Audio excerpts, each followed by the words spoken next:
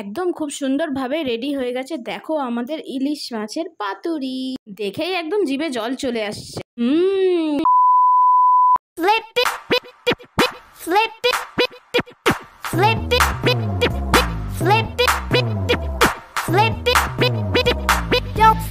Hello বন্ধুরা, কেমন আছো তোমরা সবাই? আশা করি তোমরা সবাই অনেক অনেক অনেক ভালো আছো। আমিও অনেক ভালো আছি। আজকে অনেক দিন পর আবারও নতুন ভিডিও নিয়ে তোমাদের সাথে দেখা। তো আজকে আমি ভিডিও নিয়ে এসেছি ইলিশ মাছের পাতুরি। তো ইলিশ মাছের পাতুরি করতে আমাদের যেটা যেটা লাগবে সেগুলোই আমি একের পর এক সাজিয়ে রেখেছি। এগুলোকেই আমি কিছুক্ষণ পরে আবার মিক্সিতে পেস্ট করে নেব। তো অনেক দিন পরেই আবারও ভিডিও নিয়ে এসেছি। তো অনেকের মনে থাকবে যে কেন এতদিন ভিডিও দিইনি, তো তার জন্য অনেক অনেক অনেক সরি। কিছু রিজনের জন্য ভিডিও দেওয়া হয়নি। তো এখন দেখো আমি মিক্সিতে দিয়ে দিলাম সাদা সর্ষে এবং কালো সর্ষে এবং পোস্ত, সেটা জলের সাথে, আর 4টে কাঁচা লঙ্কা। সর্ষে কিন্তু বাটার সময় তিতো হয়ে যায়, যার জন্য আমি এখানে একটুখানি হলুদ আর সর্ষের তেল দিয়ে নিলাম, যাতে এটা পেস্ট করলে আর তিতো না লাগে। আর বাজারে গিয়ে আজকে সকালে চোখে পড়লো অফ সিজনের ইলিশ মাছ। তো আমি তো সঙ্গে সঙ্গে নিয়ে এলাম, মনটা খুশি হয়ে গেল। আর হঠাৎই মনে পড়লো যে আমি তো কোনোদিনও পাতুরি বানাইনি, তো ঘরের পদ্ধতিতে একটুখানি পাতুরি বানানোই যেতে পারে। তো তার জন্য এখানে ইলিশ মাছগুলো আমি ধুয়ে নিয়েছি। দেখো তার উপরে এখানে এখন আমি হলুদ গুঁড়ো দিলাম, তারপরে দেব নুন। এটা কিন্তু পরিমাণ মতোই দিতে হবে। মাছগুলোর উপরে নুন আর হলুদ দেওয়ার পরে কিন্তু ভালো করে নুন আর হলুদটা মাছের গায়ে লাগিয়ে নিতে হবে, যাতে ভাপার সময় নুন আর হলুদটা মাছের মধ্যে ভালো করে ঢুকে যায়। আর আজকের ইলিশ মাছের পাতুরিটা আমি করব কিন্তু সম্পূর্ণ তাওয়ার উপরে, আমি কিন্তু এখানে স্টিম দেব না। আর ইলিশ মাছের পাতুরি কার কার ফেভারিট অবশ্যই কমেন্ট করে তোমরা কিন্তু জানাতে ভুলো না। আমি তো ফার্স্ট টাইম করতে চলেছি, আর আমি খুবই এক্সাইটেড যে এটা কীরকম হবে। ফার্স্ট টাইম ট্রাই করছি তো কি হয়েছে, করার আইডিয়া তো আগে থেকেই ছিল, তাই আর কোনো ভয় নেই। আর কমেন্ট করে তোমরা কিন্তু অবশ্যই জানিও যে আমার ভিডিওটা তোমরা কোন কোন জায়গা থেকে দেখছো। আর যারা যারা এখনও ইলিশ মাছের পাতুরি ট্রাই করোনি, যে পারি না বলে, তো তাদের জন্য কিন্তু ভিডিওটা খুবই হেল্পফুল। তোমরা কিন্তু শেষ পর্যন্ত ভিডিওটা অবশ্যই দেখো, ঘরোয়া পদ্ধতিতে কিভাবে ইলিশ মাছের পাতুরি রেডি করা যায় অল্প কিছু সামগ্রী দিয়েই। আর দেখো তোমাদের সাথে গল্প করতে করতে আমার এখানে সব মাছের মধ্যে কিন্তু নুন হলুদটা ভালো করেই মাখানো হয়ে গেছে। এবারে আমি দিয়ে দেবো এর উপরে কিছুটা সর্ষের তেল। সর্ষের তেল দিয়েও আমি মাছগুলোর গায়ে ভালো করে লাগিয়ে নেব, যাতে এটা একটু ভালো ঝাঁঝালো গন্ধ আসে।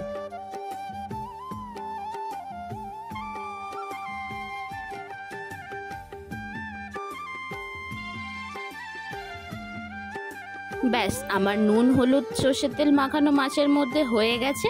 আর এখানে আমি ফ্রাইং প্যানটাও ওভেনে বসিয়ে দিয়েছি। আর এখানে এই যে মশলাগুলো আমি পেস্ট করে নিয়েছি, আর কলা পাতা গাছ দিয়ে কেটে নিয়ে চলে এসেছি একেবারে ধুয়ে। পাতুরি করার জন্য যখন মোড়া হয় কলা পাতাগুলো, বাঁধার সময় কিন্তু খুলে খুলে যায়। তো তার জন্য কিন্তু একটা ভালো উপায় আছে, শিখে নাও তোমরা। এখানে তাওয়ার উপরে কিন্তু কলা পাতাগুলোকে হালকা আঁচে সেঁকে নেবে, তাহলে কলা পাতাটা একটু নরম হয়ে যাবে, যাতে মুড়তেও সুবিধা হবে আর খুলেও যাবে না। এই আইডিয়াটা কে কে ট্রাই করো অবশ্যই আমাকে কমেন্টে জানিও। কলা পাতাটা কিন্তু এপাশ ওপাশ ভালো করে উল্টে পাল্টে দুদিকেই সেঁকে নিতে হবে, যাতে দুদিকটাই কিন্তু নরম হয়ে যায়। একদিকে কিন্তু করলে হবে না, আর এটা কিন্তু হালকা আঁচে করতে হবে। একে একে সব কলা পাতাগুলোই এরকম করে আমি সেঁকে নেব। আর যারা যারা এখনও আমার ইউটিউব চ্যানেলটিকে সাবস্ক্রাইব করোনি, অবশ্যই সাবস্ক্রাইব করে দিও, আর একটা লাইক করতে কিন্তু ভুলো না। আর আমার নতুনত্ব ভিডিও যখনই আমি ছাড়বো, প্রথমেই পাওয়ার জন্য তোমরা কিন্তু পাশে থাকা বেল আইকনটি প্রেস করে দিও। আর কমেন্ট করে জানিও যে আমার ভিডিও তোমাদের কেমন লাগে। তোমাদের একটা লাইক আর একটা কমেন্টে কিন্তু আমার ভিডিও করার আগ্রহটাও অনেকটাই বেড়ে যায়। তো ফাইনালি এখানে আমার কলা পাতাগুলো সবকটাই শেখা হয়ে গেছে, আর আমি এখানে রেডিও করে নিয়েছি পাতুরি। তো এই ক্লিপটা আমার তোলা হয়নি, একটা মিস্টেক হয়ে গেছে, তার জন্য অনেক অনেক সরি। কিন্তু আমি বলে দিচ্ছি আমি কী কী দিয়েছি। ফার্স্টে আমি একটুখানি তেল ব্রাশ করে নিয়েছি কলা পাতার উপরে, আর তারপরে আমি মশলাটা দিয়েছি যেটা আমি পেস্ট করে রেখেছিলাম। তার উপরে মাছটা বসিয়ে তার উপরে একটু ভালো করে মশলা দিয়ে, একটু সর্ষের তেল দিয়ে, তার উপরে একটা কাঁচা লঙ্কা দিয়ে এরকমভাবে মুড়ে নিতে হবে। মুড়ে নেওয়ার পরে একটা সুতো দিয়ে দুপাশে ভালো করে বেঁধে নিতে হবে। দেখে নাও আমি কিরকম করে বাঁধছি। ভালো করে কিন্তু না বাঁধলে যখন তাওয়াতে দেওয়া হবে পাশ থেকে কিন্তু বেরিয়ে যেতে পারে মশলাগুলো। তার জন্য এই যে এইভাবে দুদিক দিয়ে ভালো করে বেঁধে নিতে হবে। এই যে দেখো যেরকম করে আমি বাঁধছি ঠিক সেরকম করেই তোমরাও বেঁধে নেবে। আর একে একে সেম পদ্ধতিতেই কিন্তু এরকম সুন্দর করে সব পাতুরিগুলো আমি একে একে সব মুড়ে রেডি করে নেব।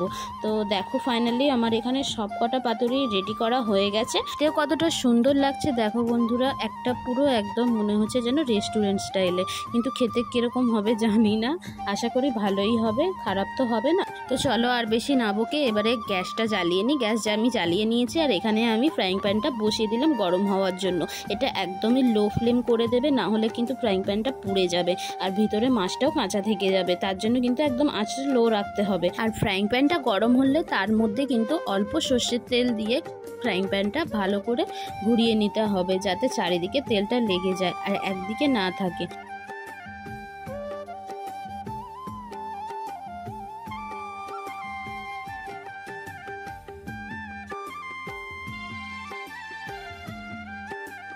তো এখানে আমার তাওয়াটা গরম হয়ে গেছে, এবারে আমি পাতুরিগুলো একে একে দিয়ে দেব। পাতুরি করতে গেলে তোমরা কিন্তু দুটো অপশান চুজ করতে পারো। এখানে আমি কিন্তু তাওয়াতে করছি, তোমরা চাইলে কিন্তু স্টিমেও করতে পারো। স্টিমে করার জন্য তোমাদের ঘরে যদি কোনো ছিদ্রযুক্ত বাসন থাকে তাহলে তার মধ্যে বসিয়ে তোমরা নিচে জল দিয়ে ও যেরকম মোমো বানায় ঠিক সেরকমভাবে ভাপে তোমরা করতে পারো, কিন্তু আমি এখানে তাওয়াতে করছি। তাওয়াতে করতে কিন্তু আমাদের 15 মিনিট 20 মিনিট সময় লাগবে।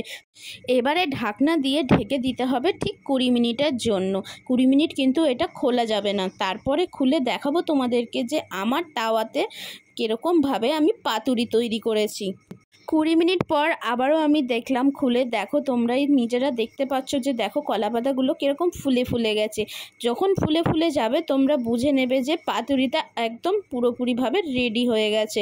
দেখো এই যে কত সুন্দরভাবে দুদিকে হয়েছে। মাঝখানে কিন্তু 10 মিনিট পর আমি আরেকদিকে পাল্টে দিয়েছিলাম যাতে দুদিকেই ভালোভাবে সেকে যায়, অন্যদিকে কিন্তু কাঁচা না থাকে। তো আমার তো পাতুরি করার মিশন সাকসেসফুল। তো তোমাদের কেমন লাগলো ভিডিওটা আজকের কমেন্ট করে অবশ্যই কিন্তু জানাতে ভুলো না। এবারে আমি গরম গরম ভাতের সাথে পরিবেশন করব আজকের পাতুরি। তো ফাইনালি আমার এখানে পরিবেশন করা রেডি। দেখো তোমরা দেখে বুঝতেই পারছো যে কতটা টেস্টি লাগছে দেখতে, খাবারটা পুরো একদম বাঙালিয়ানা। এখানে নিয়েছি আমি সাদা ভাত, এখানে আছে ইলিশ মাছের ডিম, তার সাথে ইলিশ মাছের তেল। এডিট করার সময় না লিটারালি আমার জিভে জল আসছিল গাইস, কি বলবো তোমাদেরকে। আর এখানে আছে মশলা মাখানো লোটে মাছ ভাজা। এইরকম কম্বিনেশন খেতে তোমাদের কার কার ভালো লাগে অবশ্যই আমাকে কমেন্ট করে জানিও। আর নিয়ে নিয়েছি এখানে গরম গরম পাতুরি। খেয়ে কার কার জিভে জল আসছে, আমার তো মনেই হচ্ছে যে এক্ষুনি যেন খেয়ে নিই।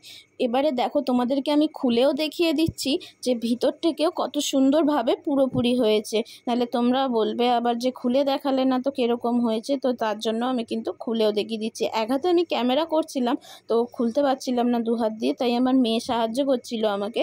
তো আমি ভেবেছিলাম যে কীরকম হবে, কিন্তু না গাইস, আমার ধারণাটা ভুল ছিল। পুরোপুরিভাবেও কিন্তু ভিতর থেকেও খুব সুন্দরভাবে সিদ্ধও হয়েছিল আর দেখতেও কিন্তু খুবই লোভনীয় হয়েছিল আর খেতেও কিন্তু খুবই টেস্ট ছিল। আর দেখো এখানে তোমাদেরকে আমি মাছটা তুলে দেখাচ্ছি। দেখো উপরটা তো হয়েছেই খুবই সুন্দর, আর ভিতরটার নিচটাও দেখো কি সুন্দর লাল লালভাবে কত সুন্দরভাবে হয়েছে। তো আজকের ভিডিওটা এই পর্যন্তই। ভালো লাগলে অবশ্যই একটা লাইক করে দিও আর কমেন্ট করে জানিও ভিডিওটা কেমন হয়েছে। সাবস্ক্রাইব করতে কিন্তু ভুলো না। আজকের মতো টাটা, দেখা হচ্ছে নেক্সট কোনো ভিডিওতে।